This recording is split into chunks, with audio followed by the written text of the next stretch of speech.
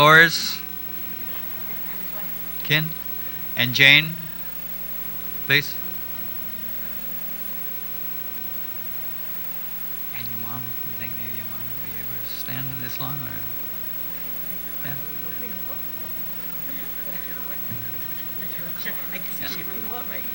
First of all, I want to thank, of course, my colleagues for joining us, taking a recess from our discussions in there to come out here and join us for this presentation.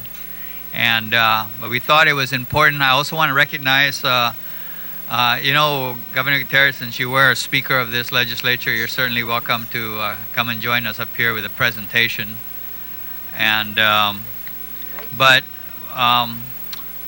want to thank my colleagues for joining us because I think it's important that we do recognize the contributions that Ken Flores has made during his 32-year tenure at the Guam Power Authority. And he said he was surprised that we were doing this, but, having been the committee chair for the past 6 years, at least during this last 6 years, I told him that he wasn't just going to walk off out into the sunset with as much as some kind of memorialization of his accomplishments. And so we're certainly very happy to provide this resolution. And I'm going to go ahead and just take excerpts from the resolution itself. But basically, Ken Flores started his career with the Guam Power Authority back in 1983 and rose up to be the assistant manager of engineering by 6 years later. Ken was responsible for the development of the GPA T&D protection guidelines and the implementation of the state-of-the-art microprocessor-based protective relays for T&D and triple GPA capital improvement requirements in support of T&D planning criteria. And Ken Flores ascended through the managerial tiers and became the manager of engineering in March of 1994. And in January of 2003, he was then subsequently appointed by the CCU to serve as the Assistant General Manager of Operations before his appointment as General Manager in August of 2005. And over the past 9 years, has served as the General Manager for the Guam Power Authority, which has now become a highly regarded utility service in the Pacific region. And Ken Flores' exemplary performance and achievements have contributed to dramatic improvements in how the GPA manages its system, resulting in savings to ratepayers in excess of $200 million in fuel expenses, improved generation reliability and effective system dispatching, improved T&D delivery efficiency by reducing line loss to an old-time low of just over 6%, and improved customer services. And Mr. Flores was instrumental in the development of the Integrated Resource Plan, which is leading us to a new regeneration of GPA to include replacing older units with more efficient units that can burn more than one fuel using cleaner fuels and more affordable fuels. The introduction of large-scale power production using solar PV and wind renewables. And finally, he helped to bring smart grid technologies to Guam, which are among some of the more significant accomplishments during his tenure. So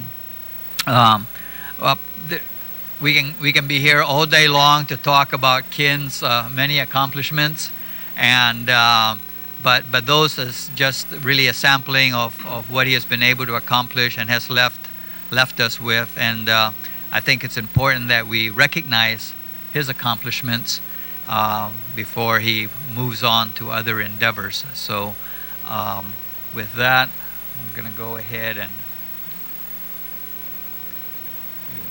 make the presentation to Ken.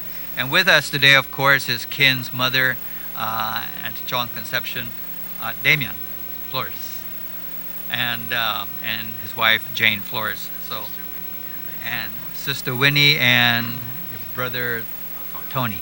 All right.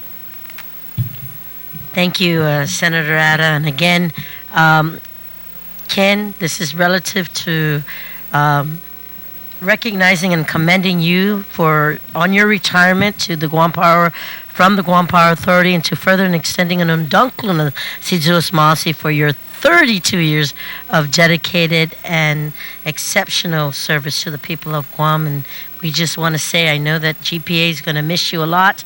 It's bittersweet, but retirement life is also very good. And we hope that Jane will just give you a couple of weeks only to rest, maybe to a little bit more for the to-do list or the yes dear list, and then you're going to have to come back, right, somehow.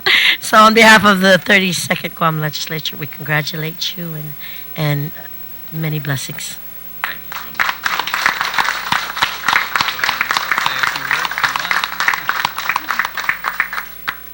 I just want to thank everybody who supported me. This is really all the employees for GPA. It really takes a team effort to do what we did in the last 32 years. Every team needs a leader, but the team really pulls it together and makes it happen, and people get results done when good leadership is in place.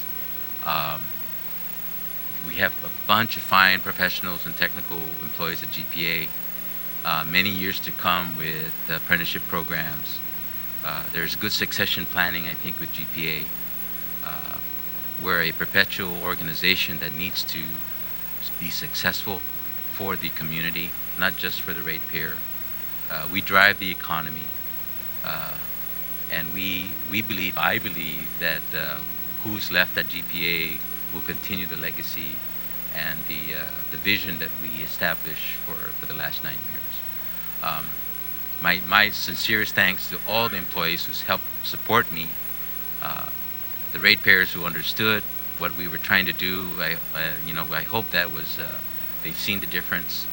Thank you to the legislature for testing our vision and challenging the requirements for what we were trying to do. I know that fuel is our biggest problem, and we're trying to take care of that with LNG and better efficiencies in operating expenses, and that will prevail over the next 2 or 3 decades to come. To my family, of course, they supported me while we're many long hours in the typhoon recovery, the outages, long hours at work, and I just want to thank them for being here, supporting me, and again, Dångkolo na si Diyos Masi to everybody who's here to wish me good luck. Again, thanks, Jesus.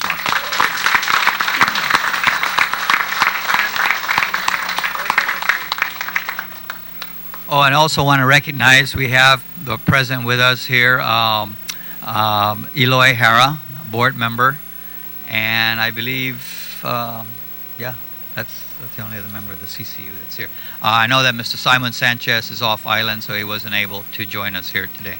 So with that, thank you very much, Ken. Thank you, sir. Congratulations.